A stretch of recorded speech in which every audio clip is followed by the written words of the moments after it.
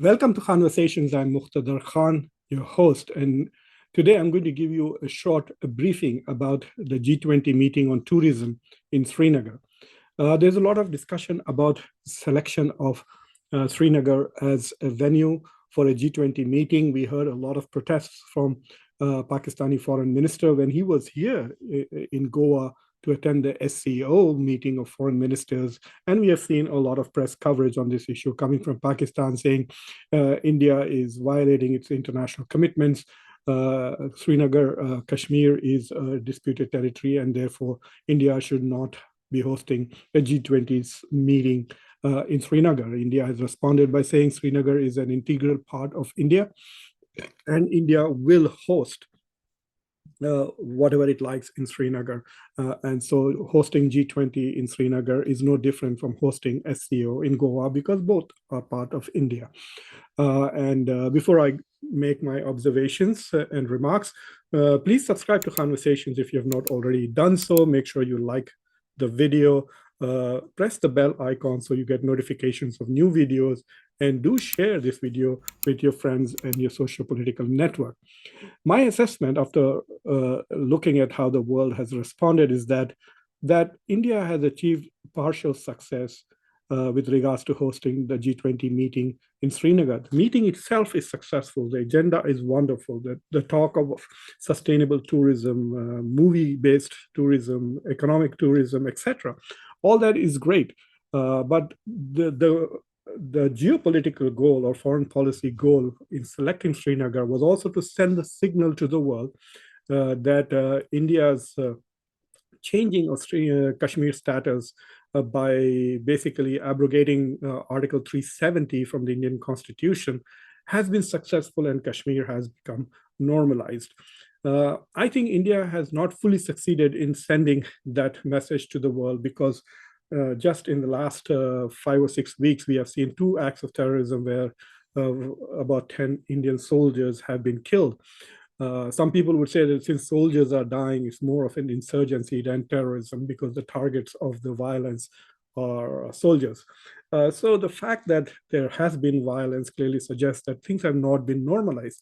And also the fact that India has a huge military presence in Kashmir also sends the message that India is still occupying Kashmir, and therefore changing its constitutional status has not really normalized. There are 20 members in the G20, and China, Saudi Arabia, and Turkey have not participated in this meeting. China has said very clearly that since Kashmir is a disputed territory, therefore it is not participating.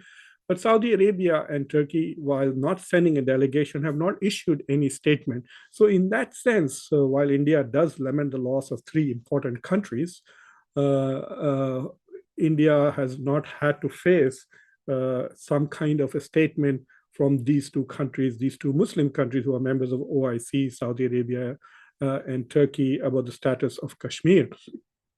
But India also invited other countries who are not part of G20. And from that set of countries, there are some Muslim countries too, like Bangladesh, Oman, United Arab Emirates, and Egypt. United Arab Emirates, Oman, and Bangladesh have participated and have sent delegations.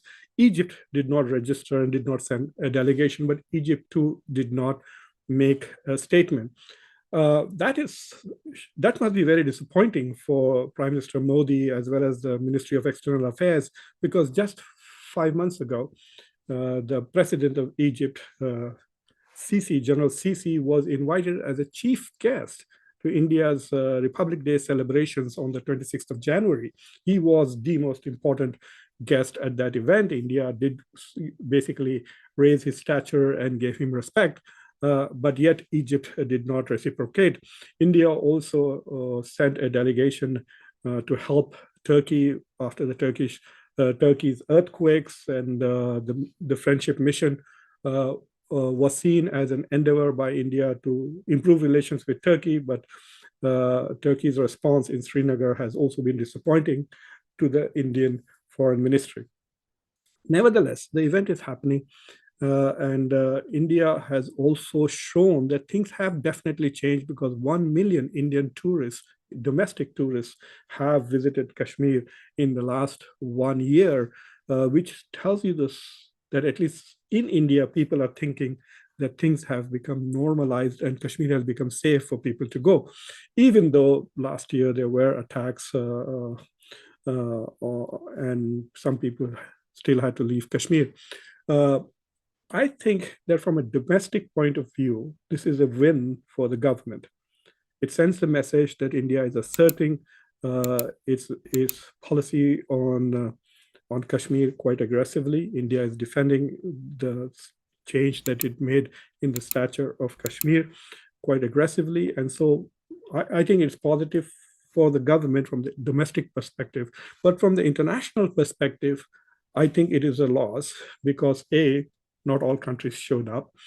And the second thing is, and I find that very interesting. The second thing is that as media reports are coming out about what happened with regards to the Srinagar meeting of the G20 on tourism, every newspaper article, you can go and check in foreign media, whether it is The Guardian, whether it is Le Monde, whether it is Washington Post or other parts of the world, every article which is reporting that some countries are not going to the G20 meeting in Srinagar are also rehashing the whole story of the 370, the dispute of Kashmir, etc. So it's becoming far more alive in the consciousness of the international community that India is with a huge military presence, is still occupying Kashmir. India is arresting people. There are lots of people who are behind bars. There are no elections. There is no self-governance in Kashmir. Kashmir is being governed from Delhi. It has become a union territory.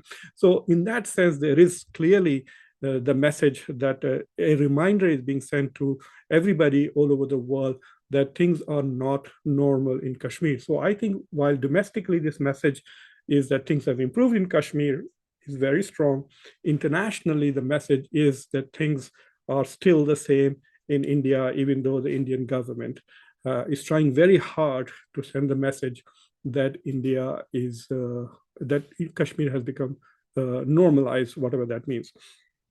I think India has three challenges that it should address with regards to Kashmir before it can fully claim that things have really become normal.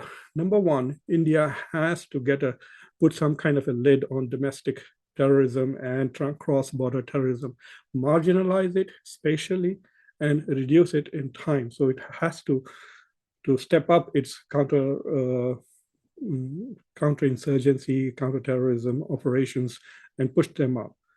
At the same time, the government must also try harder to win the hearts and minds of the Kashmiris by normalizing their lives.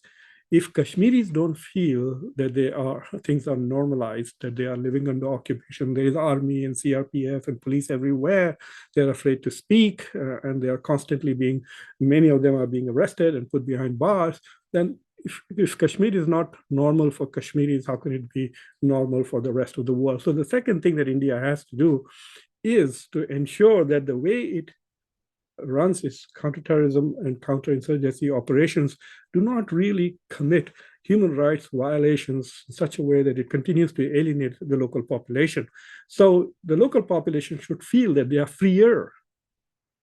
And the second, as part of this, India also should restore the statehood of Kashmir so they can be self-governance, they can elect their chief minister, they can elect their leaders who will govern them. So that is critical. I think until the statehood of Kashmir is not restored, you cannot say that there is a normalization of Kashmir coming. People have some semblance of democracy and self-governance in the state of Kashmir.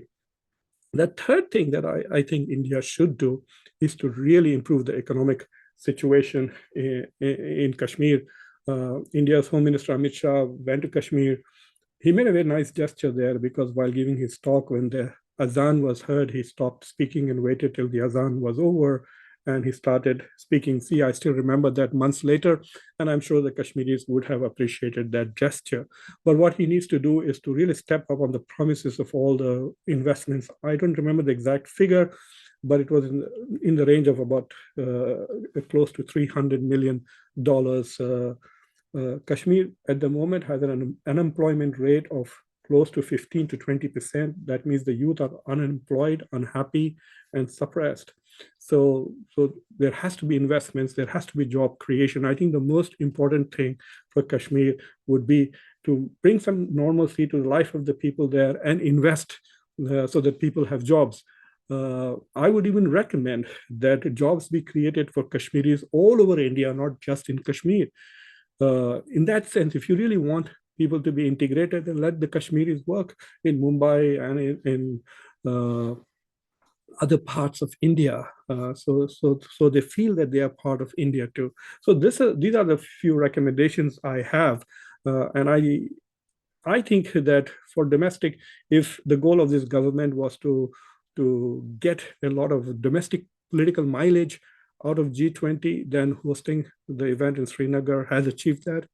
But if the government's goal was to send a signal to the rest of the world that things are normal in the international with regards to Kashmir, then I don't think that message has successfully been transmitted.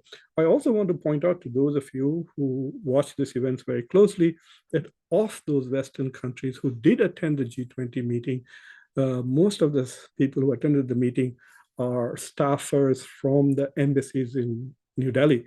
So basically, they just send their staffers to attend and participate there.